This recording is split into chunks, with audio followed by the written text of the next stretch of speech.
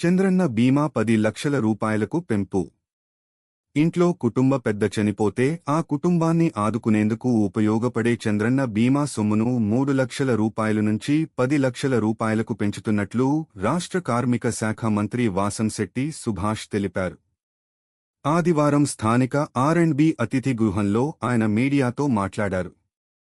రాష్ట్రంలో కార్మిక సంక్షేమానికి ప్రభుత్వం పటిష్టమైన ప్రణాళికలను రచిస్తోందని, కార్మికులతో పాటు పాత్రికేయులు, న్యాయవాదులను కూడా ఈ బీమాలోకి తెచ్చేందుకు సన్నాహాలు చేస్తున్నామని చెప్పారు. గత వైసీపీ అరాచక ప్రభుత్వంలో చంద్రన్న బీమా పేరు మార్చడమే కాకుండా ఎంతోమందికి పరిహారం అందించకుండా కాలయాపన చేసిందన్నారు. 3 లక్షల రూపాయలుగా ఉన్న బీమా సొమ్మును 10 లక్షల రూపాయలకు పెంచి వారిలో ఆత్మస్థైర్యాన్ని నింపుతున్నామన్నారు. గత వైసీపీ ప్రభుత్వం కార్మిక శాఖకు చెందిన సొమ్మును దుర్వినియోగం చేసిందని, అందుకే కార్మికులు జగన్ ప్రభుత్వానికి తగిన గుణపాఠం చెప్పారని అన్నారు.